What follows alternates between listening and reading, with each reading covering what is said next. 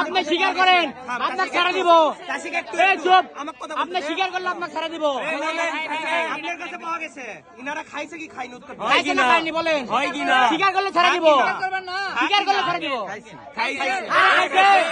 ইনারা খাইছেন, খাইছে বলেন বলেন ইনারা খাইছে বললে ছাড়া দিব।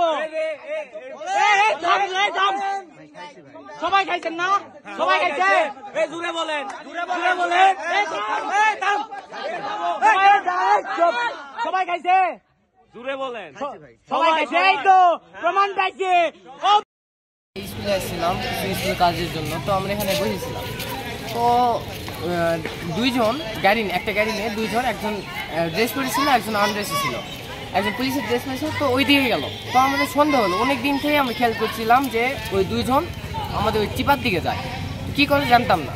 তো আজকে আমরা সবাই মিলে ওখানে গেলাম, যাই দেখতেছি ধোঁয়া উঠতেছে গাড়ির পিছিয়ে বসে থেকে, তারা উপরটা ধোঁয়া উঠতেছে।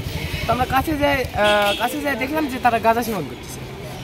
তো আমরা তাদেরকে ধরলাম, ধরে কথাবার্তা জিজ্ঞাসা করতে তারা হচ্ছে ভিডিও করতেছিলাম ফোনে। তো ফোনটা কেড়ে নিতে আসছিল, গায়ে হাত দিয়েছে, অনেকের গায়ে হাত দিয়েছে।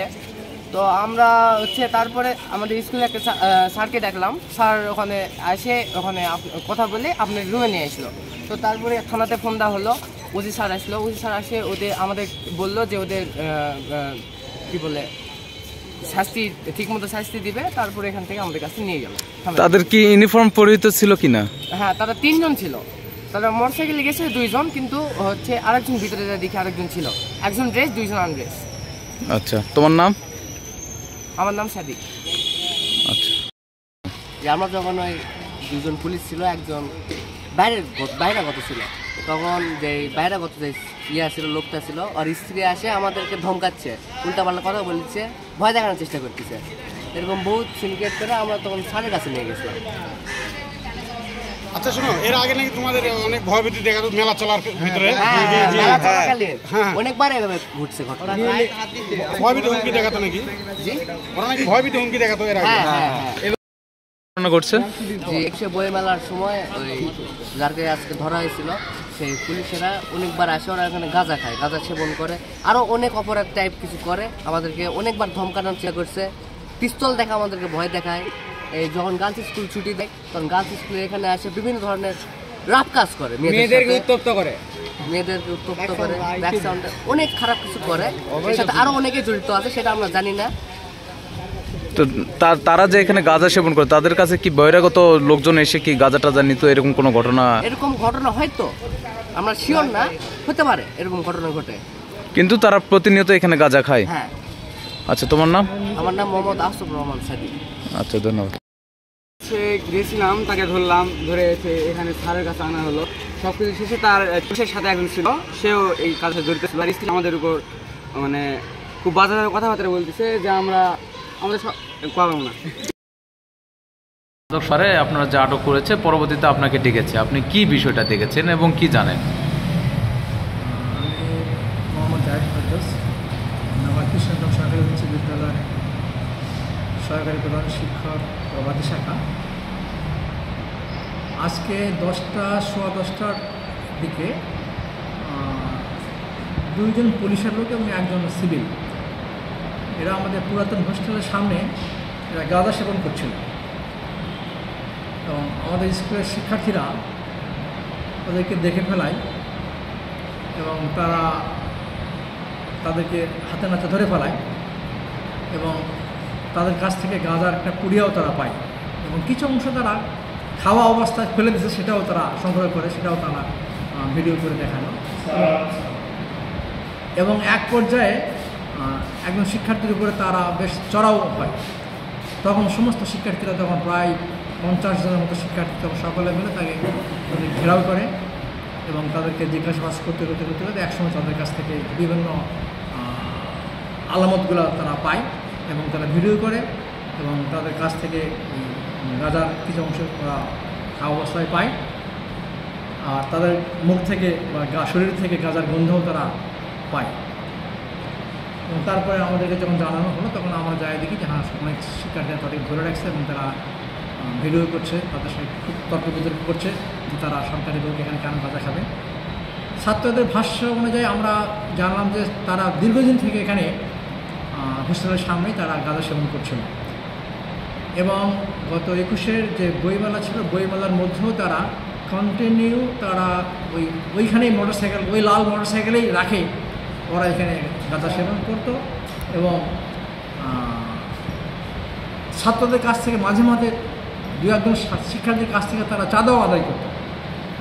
এটা শিক্ষার্থীদের ভাষ্য যে আমাদের কাছ থেকে কখনো কখনো তারা চাঁদাও আদায় করত এবং এরা প্রতিনিয়তই এই অকাজগুলো করতো এখানে।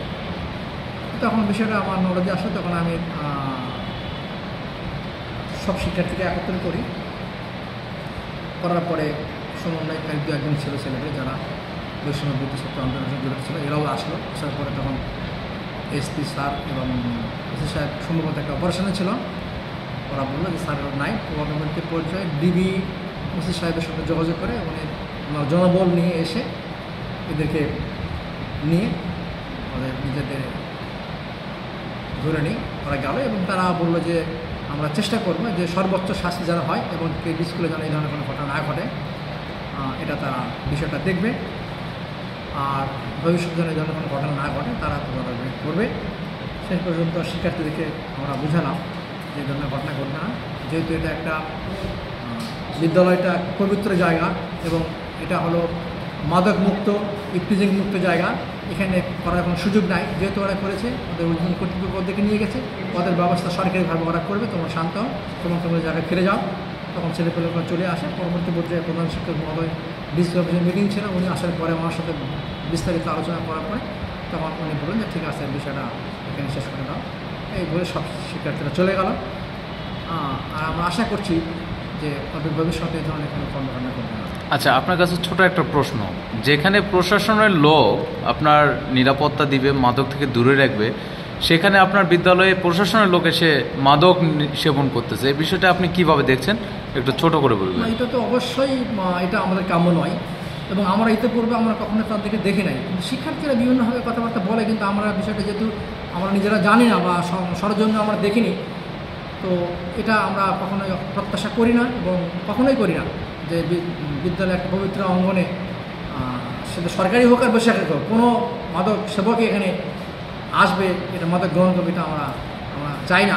ইতিপূর্বে প্রায় 5-7 বছর আগে ডিসি সাহেব নিজে এসপি সাহেব ছিল একটা প্রোগ্রামে, এখানে মাদক নিয়ন্ত্রকের একটা প্রোগ্রামে, সেখানেও 2 জন ব্যক্তি এখানে পুরাতন প্রধান শিক্ষকের বাসভবন ছিল, সেখানে তারা মাদক গ্রহণ করছিল এবং ডিসি সাহেব সরাসরি তাকে ধরা পড়ে, একজনকে চালান দেয়, একজন পালায় যায়। তারপর থেকে আমরা বিভিন্ন আইন শৃঙ্খলা মিটিংয়ে আমরা বারবার জানাইছি যে কেডি স্কুলে সন্ধ্যার পরে বা বিকালে স্কুল ছুটির পরে এই ধরনের তৎপরতা বাড়া যায়, আপনারা পদক্ষেপ নেন। তো আইন শৃঙ্খলা মিটিংয়ে বারবার বলা হয়, কিন্তু তারপরে এরা মাঝে মধ্যে আসে, মাঝে মধ্যে আসে না, এর মধ্যে এইগুলো হচ্ছে। তো আমরা প্রত্যাশা করছি আইন শৃঙ্খলা কমিটির কাছে এবং ওসি সাহেবের কাছে যে অন্ততপক্ষে স্কুল ছুটির পরে সন্ধ্যা পর্যন্ত বা মাগরিবের নামাজের পর পর্যন্ত একটু টহল থাকলে অন্ততপক্ষে বহিরাগত ছেলেপেলেগুলো বা তারা এখানে আসতে পারবে না, আমরা এটাই প্রত্যাশা করছি। আপনাকে আমি ধন্যবাদ।